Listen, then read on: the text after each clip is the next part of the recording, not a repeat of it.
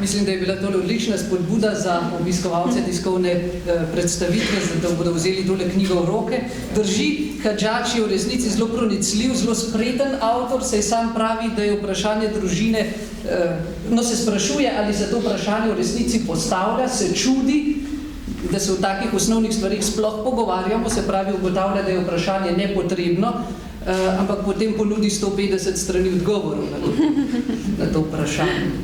Omenili ste, gospa Jasmina, razliko med spoloma, ki je podstat temelj za marsikater dogovor v družbi, in o tem bomo vprašali našo naslednjo gostjo, gospo Mojco Belcelj Magdič. Vaše strokovno področje je prav teorija spolov. Nam lahko na kratko predstavite, kaj za božjo voljo pri tej teoriji pravzaprav gre, ker imamo občutek tako v javnih nastopih, da mnogi jo imamo na jeziku, pa nihče ne zna točno pojasniti, o čem govorimo. Kakšne so skrivnosti, tiste ta nevarne skrivnosti te teorije, in ali se lahko te nevarne skrivnosti aplicirajo, če zakon, v kakršnem bomo v nedeljo glasovali tudi na našem referendumu, se pojavijo pri nas. Ja. Hvala za besedo. Kako ste tudi sami omenili, v zadnjih tednih se velikokrat pojavlja ta izraz teorija spolov. Moram reči, da za tem izrazom stoji zelo kompleksna ideologija, ki je nastajala več kot 60 let. In to, kar je pomenila pred 60 leti in kar pomeni in predstavlja danes, je čisto nekaj drugega. Najprej bi to povedala, da današnja ideologija spolov oziroma teorija spolov vse vodi k to, da bi imeli eno umje, da bi vsi lahko oziroma morali razmišljati eno. In to je, da spola ne obstajata, da ne obstaja spolna različnost. To vse, kar človek je le produkt družbenih vzorcev in vlog, v katere je bil prisiljen. Zelo absurden stavek, vendar pred 60 leti je Simone de Beauvoir ugotovila v njenem filozofskem razmišljanju, da vse, kar ženska je, njena identiteta, da ji je bila pripisana. Da je ženska žena, mati, vzgojiteljica, da ima nek notranji čusten svet, ki je drugačen od moškega, da ima neke intuicije, da ima druge interese, da je vse to pripisal moški, da bi jo imel pod kontrolo. In tako je njena vizija bila, da se ženska more odrešiti te pripisane vloge, hkrati se še pa more odrešiti tudi, da je samo usmerjena v heteroseksualnost, da se more usmeriti v vse možne spolne usmerjenosti in se tako odrešiti te pripisane vloge nekega tega jarma. In če sedaj pridem na koncu, se pravi po letu 1990-95, sodobni teoretiki teorije spola pravijo, da moškost in ženskost sama po sebi ne obstajata. Moške in ženske karakteristike ne obstajajo. Judith Butler celo pravi, ne obstajajo niti moška, niti ženska biološka telesa. Po njenem nič ne obstaja samo po sebi, materialnost nima nobenega bistva, vse je samo produkt moči in vpliva. In tako tudi naša biološka telesa so pod vplivom tako imenovane heteronormativne diktature. Mi sedaj kot moški in ženske živimo pod diktaturo heteroseksualnosti, binarnosti, moškosti in ženskosti. In teorija spola nas hoče osvetliti in nam povedati, da smo ljudje sami po sebi brezspolna bitja. Da sploh nimamo spolne identitete in da nimamo stalne spolne usmerjenosti. In če povežem z šolskim sistemom, se pravi vse te ideje, ki se vam zdijo čisto mimo in čisto iracionalne in hudi nesmisli, to se že uči po šolah in sicer v državah, kjer je bil spremenjen zakon o zakonski zvezi. kajti podlaga je, da nam vnaprej nič ni dano, da je naša bivanskost samo plod naših osebnih odločitev. In tako želijo naše otroke učiti, da se lahko sami določijo spol in da sami morajo eksperimentirati s svojo spolno usmerjenostjo. Po šolah, oziroma če se ozrem na kaj se dogajalo, ali oziroma se dogaja na Nizozemskem, otroke že v vrtcih sprašujejo, naj se opredelijo, ali so bolj fantki ali punčke, imajo en razgovor v vrtcu posebej za starši in potem šolska psihologinja posebej za otrokom, kjer ga pri 3-4 letih sprašuje, čeprav je recimo fantek, ga sprašuje, ali je bolj punčka ali je bolj fantek. In kaj se je že zgodilo, to je bilo pripovedovano na sinodi, na zadnji sinodi v Vatikanu, da se je nek fantek pod manipulacijo profesorice oziroma psihologinje bolj odločil, da je punčka. In so ga vpisali v vrtec, kjer so ga vzgajali kot punčko. Seveda so starši takoj na to reagirali in rekli, ne, naš fantek je fantek, ne morete ga vzgajati kot punčka. So pa rekli vzgojitelji, ne, on se je odločil. Se pravi, naj vam povem, če tako rečem, da prihaja med nas enoumje, kjer vse samo stoji za tem, da se ti odločiš, kaj boš in kakšnega spola boš, da zanikaš, da je bilo kaj tebi danega predhodno, pred tvojo odločitvijo.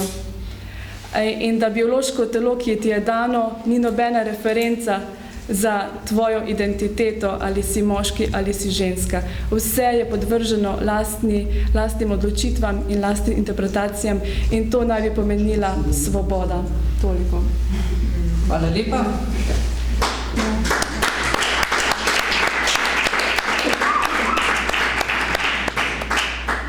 Zanimivo, kakšne dileme odpirajo tudi teorije spolov, če nimamo več telesnih določenosti, kaj pravzaprav smo. Morda lahko pogledamo na to tudi z optimistične strani, potem smo bistveno bolj angelska bitja. Z angeli vemo, da so bile spolne. Povabili smo na tiskovno konferenco tudi psihoanalitika Romana Vodeba, ki je knjigo pred izidom prebral, napisal neko mnenje, žal se je tik pred zdajci opravičil, ampak če dovolite, bi prebral in samo kratek odlomek, s katerim nanaša svoje razumevanje Hadžadževega dela na trenutno politično stanje v Sloveniji. Takole začenja. Včasih me malo moti, da so domala edini, ki pri nas na spoštljiv način govorijo o družini, krščansko verujoči ljudje. In opažam, da je tudi drugje po svetu podobno. Spomnim se, ko sem pred 15 leti temeljito prebiral Marxa, opažal, kakšne zdrse je imel. Prvo moje prebiranje Marxa se je dogajalo v času služenja Jugoslovanske ljudske armade leta 82. Kot zagrizanega levičarja, celo marksista in hkrati gorečega psihoanalitika, Freudovca, me je motilo in jezilo, da Marx ni razumel pomena in vloge primarne družine. Seveda Marx vse te kvantne psihoanalitične misli ni mogel razumeti, saj je v njegovem času Freudovih odkritij o vlogi in pomenu otroštva in primarne družine ter fenomena Oidipovega in oziroma kastracijskega kompleksa še ni bilo. Zato je Marx govoril o nekakšnem odmiranju družine, češ, da nekoč ne bo več potrebna. Seveda se je motil in to je tudi dobremu poznavalcu psihoanalize jasno kot beli dan. Jezi pa me, da današnji levičari, in to ne samo slovenski, slepo nasedajo ideji, da bi bilo dobro malce razrahljati družino. Je mnogo daljši članek napisal, ki ga lahko preberete tudi na spletni strani www.družina.si, ampak o družine, torej o nevarnosti za družino se pogovarjamo v sodobnem svetu in o tej temi sta dobrodošla sogovornika Zakonca Maja in Igor Vovk, tudi so ustanovitelja zavoda iskreni.net, kjer se pravzaprav že vse od ustanovitve trudite za izobraževanje in za vzgojo zakoncev in drugih družinskih članov. Pa če lahko na kratko predstavite, kako vidva oziroma v vašem zavodu razumete to predreferendumsko vprašanje, kajti predreferendumskem času je bilo odprtih mnogo vprašanj, kakšno je vajino v srednjo sporočilo.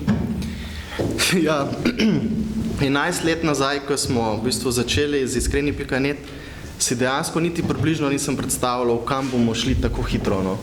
In takrat sva tudi midva pa ostali tako zelo romantično gledali na to, bomo malo starše spodbujali, se bomo z otroki jih spodbujali k rasti.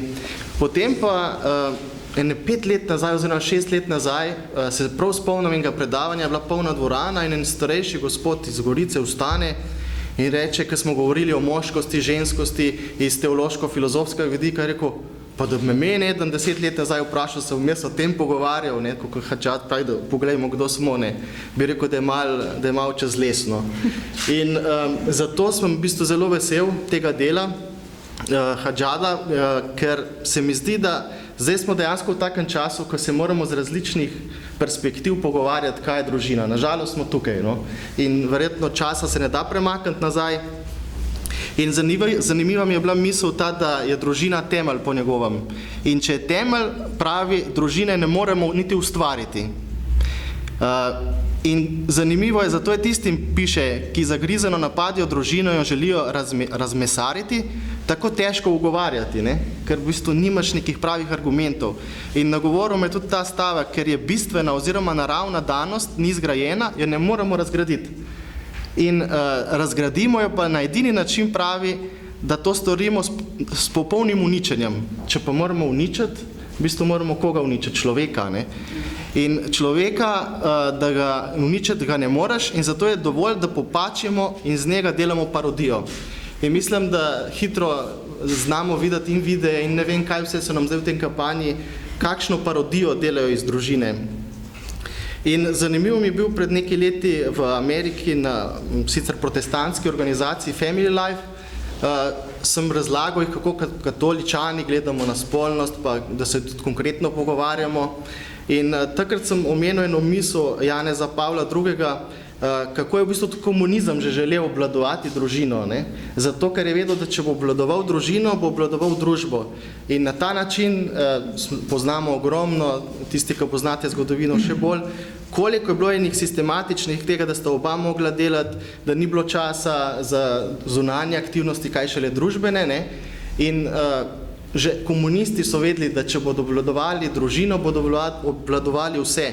In takrat pride ta Denis Rani, ki je ustanovil, oziroma zdaj je šef Family Life, pred eno dvorano, rekel, jaz moram to posnet in 10-krat našim predvajati v tisti hali, v bistvu, kako pomembna je družina. Nek Američani so tako relativno v čisti drugi kulturi in se niso zavedali, da je že komunizem toliko enih takih prominisljivih imel sistematičnih z družino. Potem, jaz sem knjigo dejansko preletel in ko me čakam, je v miru prebrati. Mi je bilo zanimivo, da se naslanja, oziroma sem videl te sporednice s teologijo telesa, da tudi on gre v to, kako je Bog ustvaril človeka po svoji podobi in iz tega vse ven razvija. In druga stvar, ki me je pa ful nagovorila, je pa to, kar ste že omenili, in bom tudi tukaj prebral, ker je tako dobro zapisal, ni treba biti preobrihtan, da vidiš, da sta tablični računalnik in družinska miza tako ali drugače povezana. Dovolj je, da vzamemo svojo tablico in gremo stran. In v bistvu zdaj že poznamo in tudi pri našem delu se soočamo, ko pravijo starši najstnikov, da v bistvu pridejo za družinsko mizo in ima že vsak telefon tako spodaj in se že SMS-ira, ali pa SMS-i so že stari, no, z raznimi aplikacijami, na naslednje mesto. Ne? In potem na naslednjem mestu, ko se dobijo mladi, se pogovarjajo, kam bodo šli spet na naslednje mesto.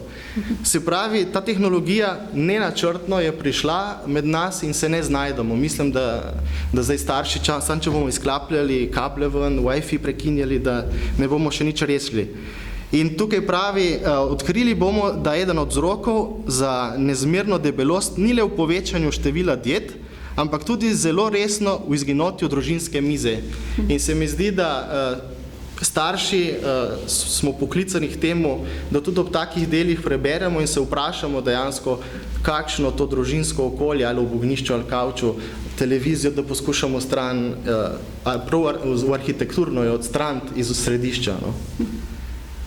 In na koncu v bistvu se mi zdi, da zdaj, če se vrne na ta referendum, da je že dovolj, če začnemo spoštovati to različnost. In iz spoštovanja različnosti, tudi ta pobuda, ki je nastala, mi je bila toliko dobrodošla, bomo razumeli, da če spoštujemo različnost, jo ne smemo parodirati, ukinjati in ne vem, kaj še banalizirati. Ne? Hvala lepa, gospod Igor. Gospa Maja, če smem, preden vam dam besedo, če vas izzovem tako na osebni ravni, vi ste ženska, ali čutite to kot oviro v svojem življenju ali kot odlično izhodišče? Ja. Dejansko, ko sem bila otrok, se mi je mogoče na trenutke zdela ovira, ko se nisem znajdla, ne? Sploh takrat, ko začne punca odraščati, dobi prvo menstruacijo, vse tiste spremembe in ker nam tudi starši niso znali tega mogoče na pravi način pokazati, sem se res na trenutke ustrašila, pa sem si rekla, bi bilo boš, če bi bilo fun, ne? Teh težav nič ne bi bilo, bi bila lepo mirna. Ampak zdaj, ko gledam, sem pa zelo vesela, da sem ženska, ker mislim, da imamo ženske, smo toliko različne od moških in na nek način toliko bogate in edinstvene, da je zame to nekaj nezamenljivega. No? Ne bi želela zamenjati z moškim. Ne vem, nobena ženska, mislim, noben moški se ne more začutiti tako kot ženska, ko kar naprej se moramo prevevati svoje čustva, svoje občutke. Noben ne more začutiti otroka na tak način, kot ga recimo lahko začuti ženska, kot mama in tudi otroci to čutijo. Meni se na trenutke zdi, da tle govorimo, jaz zelo izhajam iz izkušenj, sem zelo tak praktičen tip, ne filozofski ali pa teoretičen, tako da težko govorim takih lepih stavkih, ampak zelo izhajam iz izkušnje in vidim recimo, kako otroci čisto normalno dojemamo, jaz sem fant, jaz sem punca, in jim ni treba nič reči, ne, to ni za fante, on bo sam rekel, ne vem, sin, ne, to je za punce, jaz to ne bom, ali pa punca, da to je nekaj bolj fantovsko, da ona pa se drugače čuti, da ona bi druge stvari počela. Njim je to prirojeno, ni nekaj, kar smo jim mi vsilili, ampak oni to čutijo. Mi pa lahko potem, če jih ne slišimo, vsiljujemo, kaj morajo biti. In to nam hočejo zdaj povedati in jaz tega enostavno ne moram razumeti, kako bi bilo to res nekaj naprednega, no. Pravite, da obožujete praktikum. Ja. Nam lahko daste en praktičen nasvet, enega temeljnega, kako v naših družinah lahko spodbujamo, da otroci sprejmejo vse prednosti, ki jim jih njihov spol in njihove telesna opredeljenost ponudi. Samo en. Da ne bi čutili te potrebe, da recimo lahko zamenjajo tudi spol, poleg vsega ostalega. Ključno je samo to, da jih slišimo. Vsakega, da res slišimo, kaj čuti in da se na njega tudi odzivamo. In če bo otrok oziroma kdorkoli v družini tudi zakonec slišan v tem, kar je, bo on se tudi začutil svojo identiteto in jo bo lahko razvijal. Če ga pa mi tlačimo in probamo na nek način mu dopovedati, kaj mora biti, kar on v resnici ni in ne čuti tega, nikoli ne bo vedel, kdo je. Iz vaših ust v Božje ušesa in naša, upam, da. Tako, prijetne pol ure smo poklepetali, če je še kakšno vprašanje, je zdaj priložnost tudi za vas, gospe in gospodje, da vprašate kaj o tej knjigi, o tej tematiki, ki jo Hadžač obravnava naše goste. Izvolite, prosim. Meni zanima zadnji vprašanje. Ne vem, prosite vaše ime? Maja. Maja, ne veseli. Sem iz Amerike, sem so moj slovenščini najpolji. Ampak, samo ima, to je zelo dobro. Nisem vedela, da je danes in sem prišla, je tukaj. So, meni zelo zanima to knjigo. Ampak med vaša govor, nisem razumela vse, ampak sem imela ideja, najprej bom povedala, tudi sem psihologinja. Ampak zelo, kako še zanimivo, ker imam svoje izkušnje, bom se pogovarjala na moje izkušnje. Moje izkušnje je, da imam 3 brati in imam sestra. In moja osebnost, vedno, ja to vidiš, sem še sem kakšen, športnica. In this je zelo pomembno za me, jaz mislim. Moji starši, sem bila športnica vedno. Nikoli meni zanima pučka, da gram s pučkami. Sem hotela moje brati, sem jaz gremo na kakšen izlet. Sem bila takšna oseba, aventurista, kak sem bila. To pride od meni, po moja, od temnja stvar. Prvi, ko sem hotela nekaj darilo za Božič, sem prosila za orodje. Da bi da, ja, seveda, kot 4 let stara, ok. In moj brat mi, ja, si dobila, okay. Ampak istočasno, tudi moj, kako funkcioniram, sem zelo, task-oriented. That's like kind of task-oriented, okay? In to je, ponavadi mislijo, da ljudi mislijo, da to task orientation bolj kot moški moji časi, ne? Ampak istočasno, bom povedala, nikoli nisem dvojmala, da sem ženska. Nikoli. Vedno sem prinesla resnica, da sem ženska. Nisem imela nič problem glede na to vprašanje. In za me sedaj zelo zanimivo, kako kaj jaz sem se bala, da ko pride, če jaz bi sedaj se rodim, in mogoče pride vpljiv na meni. Kaj daš, hočeš kakšen rodja in si športnica, mogoče nočeš biti ženska. Ampak jaz vam povem, nikoli nisem imela to vprašanje. In problem, ko v vrtec začnejo takšne vprašanja, ali lahko bi moški, ali potem bo imel veliko vpliv na psihi, otroci, in upeljena stanja, da bo potem, če je popularen, da nisi, če genetski si ženska, ampak kaj hočeš, potem hočem biti moški. Zakaj damo? Ker je popularen, ne? In jaz dobim pozornost. Je več psiholoških stvari glede na to temo. Več stvari, ker ljudi hočejo pozornost. Nekaj ljudi gledajo na to, ker hočejo pozornost. Sem radikal, ne? Mladini hočejo biti radikalni, ne? So, sem radikal, potem lahko grejo na čist na rogi stran in pokvari življenje druga. Zelo